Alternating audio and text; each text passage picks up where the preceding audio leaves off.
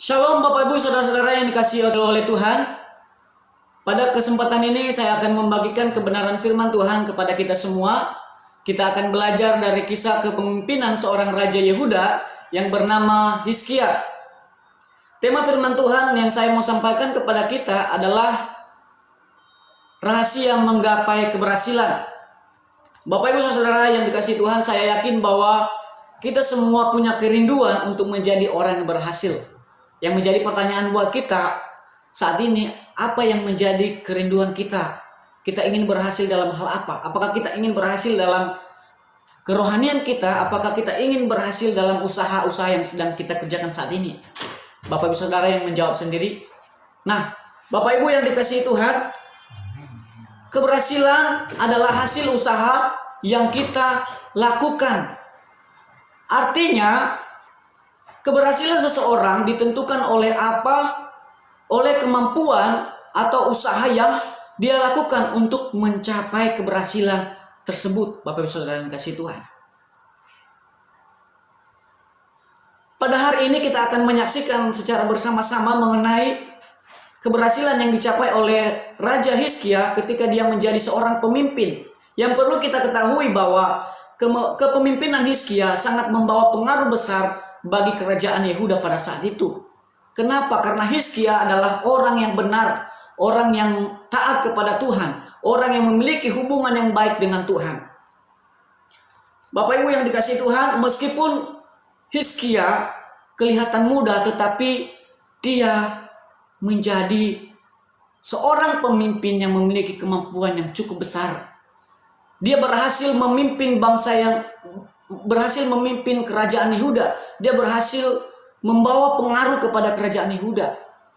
Dia berhasil membawa perubahan. Di mana kita melihat bahwa raja-raja yang sebelumnya atau sesudahnya adalah raja-raja yang jahat di hadapan Tuhan. Raja-raja yang selalu melakukan hal-hal yang bertentangan dengan perintah Tuhan. Nah, ketika Hizkia mulai kepemimpinannya, dia mulai merubah semuanya itu. Bapak Ibu yang dikasihi Tuhan, pada waktu Hosea bin Ela memerintah di Israel, Hizkia diangkat menjadi raja. Hizkia ini adalah anak Ahaz, Raja Yehuda. Dia berumur 25 tahun pada waktu dia diangkat menjadi raja. Lalu 29 tahun lamanya dia memerintah di kerajaan Yehuda, Bapak Saudara. Lalu apa yang dia lakukan waktu dia pertama kali diangkat sebagai raja? Di tahun atau di bulan yang pertama, yang dia lakukan bukan pembaharuan ekonomi, Bapak Saudara, tetapi yang dia lakukan adalah pembaharuan rohani. Tadi saya telah mengatakan bahwa raja-raja yang sebelumnya adalah raja-raja yang jahat.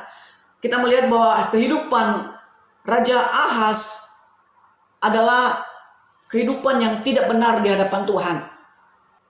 Kita melihat bahwa Raja Ahaz adalah raja yang jahat di hadapan Tuhan.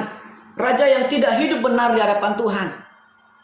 Apa yang dia lakukan pada saat kepemimpinannya? Dia membuat patung berhala, Bapak Ibu Saudara. Makanya di awal kepemimpinan Hizkia ini dia ingin merubah semuanya itu. Dia ingin membuka kembali bait Allah dan kembali menguduskan orang-orang yang ada di situ. Kembali membawa orang-orang untuk kembali mengenal Allah. Lalu apalagi dia juga kembali membawa korban persembahan kepada Tuhan. Lalu mulai menjalankan Paskah bersama-sama dengan orang-orang yang dipimpinnya, Bapak Ibu Saudara. Nah, di awal kepemerintahannya dia memulai dengan mengubah kembali apa yang ayahnya lakukan salah. Dalam melakukan hal ini, Bapak Ibu Saudara tentu harus memiliki keberanian yang cukup besar, Bapak Ibu Saudara. Ketika Hizkia tidak berani pada saat itu, maka ini tidak akan terjadi. Untuk mengubah apa yang menjadi kekejian menjadi suatu yang menyenangkan hati Tuhan, itu bukan suatu hal yang mudah. Tetapi Hizkia mampu, Bapak Ibu Saudara. Kenapa? Karena dia hidup benar dan taat kepada Tuhan. Bahkan di dalam Alkitab mencatat bahwa dia dari antara raja-raja yang sebelum bahkan yang sesudah dia, tidak ada lagi yang sama seperti dia. Pada masa kepemimpinannya, dia menghancurkan semua berhala-berhala yang ada di zaman Raja Ahaz. Dia mengubah kembali. Dia kembali membuka bait Allah dan menguduskan orang-orang yang berdosa.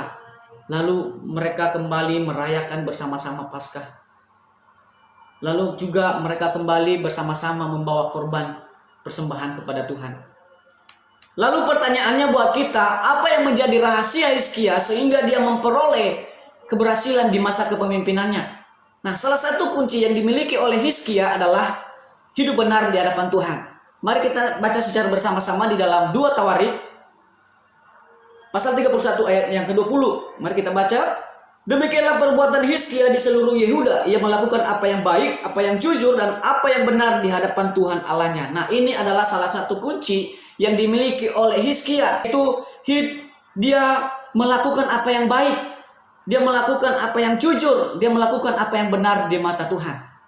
Ini salah satu kunci yang dimiliki oleh Hizkia, Bapak Saudara yang dikasih Tuhan. Dia dalam masa kepemimpinannya dia melakukan hal yang baik yang berkenan kepada Tuhan. Apa itu orang benar? Orang benar adalah orang yang mencintai kebenaran. Artinya, dia akan terus-menerus melakukan hal-hal yang baik dan berkenan kepada Tuhan. Bapak Ibu Saudara, orang benar adalah orang yang mencintai kebenaran. Dia akan terus melakukan hal-hal yang baik, apa yang menjadi kehendak Allah dalam kehidupannya. Sama seperti Hizkia. Ketika dia di masa kepemimpinan dia melakukan hal yang benar, dia melakukan hal-hal yang baik sesuai dengan perintah Allah dalam kehidupannya. Lalu orang benar adalah orang yang cinta perintah Tuhan dalam kehidupannya. Dia akan menjadi pribadi yang selalu berlaku taat, jujur, setia. Itu adalah orang-orang benar. Lalu orang benar juga adalah orang yang takut akan Tuhan. Kata takut di sini bukan, yang saya maksud bukan artinya bukan menjauhin Tuhan, tetapi atau takut mati atau takut gagal Bapak Ibu Saudara. Tetapi yang saya maksud adalah orang yang takut akan Tuhan, orang yang mengenal Allah, orang yang mengenal siapa Allahnya Bapak Ibu Saudara. Itulah orang yang takut akan Tuhan. Dia akan mengenal perbuatan Allah dalam kehidupannya. Itulah orang-orang yang benar. Kita akan melihat salah satu contoh di dalam Alkitab, yaitu Nuh. Nuh ini adalah orang yang benar di hadapan Tuhan. Meskipun dia hidup di dalam dunia yang telah rusak oleh karena perbuatan manusia yang jahat, tetapi dia berhasil Bapak Saudara-saudara. Dia berhasil bertahan di dalam imannya, dia tetap berhasil untuk taat kepada Tuhan. Sehingga pada waktu itu karena Tuhan mengatakan bahwa dia telah menyesal karena menciptakan manusia. Dia menyesal karena perbuatan jahat manusia pada saat itu. Sehingga Allah mengatakan bahwa ia ingin mencurahkan air bah. Nah, sehingga pada waktu air bah datang, yang selamat siapa? Yang selamat adalah hanya keluarga Nuh. Kenapa? Karena dia hidup taat, dia hidup benar di hadapan Tuhan, dia hidup berkenan di hadapan Tuhan. Saya mau katakan kepada kita, marilah kita hidup benar di hadapan Tuhan. Terus melakukan hal-hal yang baik, hal-hal yang benar, hal-hal yang menyenangkan hati Tuhan dalam kehidupan kita. Lalu mengapa kita harus menjadi orang yang benar? Yang pertama adalah karena hidup benar akan membuat kita damai. Nah, ketika hidup kita benar, maka kita akan merasakan damai di dalam Tuhan maupun di dalam kehidupan sehari-hari kita. Lalu hidup benar akan menjadi pondasi kita untuk membangun hubungan kita dengan Tuhan. Nah, ketika kita hidup benar, maka itu akan menjadi landasan kita untuk terus dekat kepada Tuhan, untuk terus membangun hubungan dengan Tuhan. Sama seperti Hizkia Bapak Saudara. Ketika dia benar, dia akan terus membangun hubungan dengan Tuhan. Banyak pergumulan yang dia hadapi, tetapi yang dia lakukan, dia berdoa kepada Tuhan. Maka Tuhan akan menjawab doanya. Lalu yang terakhir, hidup benar akan menjadikan kita sebagai pribadi yang taat kepada perintah Tuhan.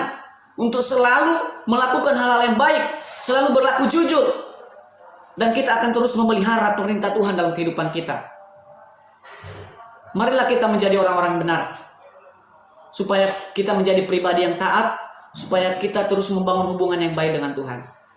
Lalu rahasia yang kedua yang dimiliki oleh Hizkia di masa kepemimpinannya adalah mengandalkan Tuhan di dalam segala usaha yang dia kerjakan. Mari kita baca secara bersama-sama di dalam 2 Tawarik pasal 31 ayat yang ke-21. Di sini dikatakan bahwa dalam setiap usaha yang dimulainya, untuk setiap pelayanannya terhadap rumah Allah, dan untuk pelaksanaan Taurat dan perintah Allah, ia mencari Allahnya. Semuanya dilakukan dengan segenap hati sehingga segala usahanya berhasil. Bapak saudara-saudara yang kasih Tuhan, dengan jelas di sini dikatakan bahwa setiap usaha yang dikerjakannya dia selalu mencari Tuhan. Sehingga usaha yang dia lakukan, sehingga pekerjaan yang dia lakukan mendapatkan keberhasilan. Bapak saudara yang kasih Tuhan. Mengandalkan Tuhan artinya lebih yakin, lebih merasa aman, lebih mempercayakan diri sepenuhnya kepada Tuhan. Nah, jika kita lebih mempercayakan hidup kita sepenuhnya hanya kepada Tuhan dan menaruh harapan kita sepenuhnya hanya kepada Tuhan, maka saya yakin mengatakan kepada Bapak Ibu Saudara, maka janji Tuhan akan tergenapi dalam kehidupan kita. Maka janji Tuhan akan tergenapi dalam segala aspek kehidupan kita. Amin. Maka oleh karena itu, marilah kita terus mengandalkan Tuhan dalam kehidupan kita. Bapak Ibu yang kasih Tuhan, orang yang mengandalkan Tuhan ibarat seperti pohon. Nah, pohon ini ada rantingnya, ada daunnya, terus ada akarnya.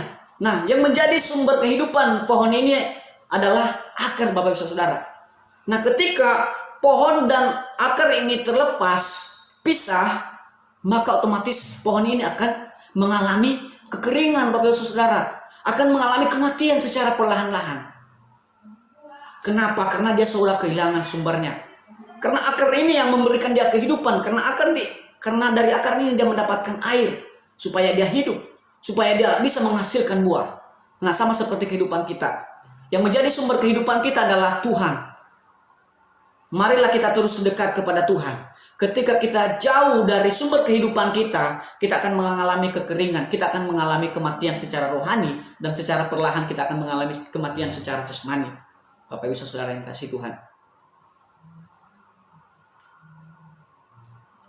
Ketika kita mengandalkan Tuhan, maka Tuhan akan menjadi kekuatan kita. Maka Tuhan yang akan terus bertindak di dalam setiap kehidupan kita. Saya mau katakan kepada kita, yang menjadi pokok perenungan kita bersama-sama pada hari ini adalah yang pertama, hidup benar di hadapan Tuhan, lalu terus mengandalkan Tuhan. Biarlah melalui kebenaran firman Tuhan ini akan menjadi kekuatan buat kita untuk terus melakukan, untuk terus hidup di dalam Tuhan. Sekali lagi saya katakan, marilah kita terus hidup benar, terus mengandalkan Tuhan. Apapun usaha yang sedang kita kerjakan saat ini, mari libatkan Tuhan. Sebab Tuhanlah yang menjadi sumber kekuatan kita. Sebab Tuhanlah yang menjadi sumber kehidupan kita.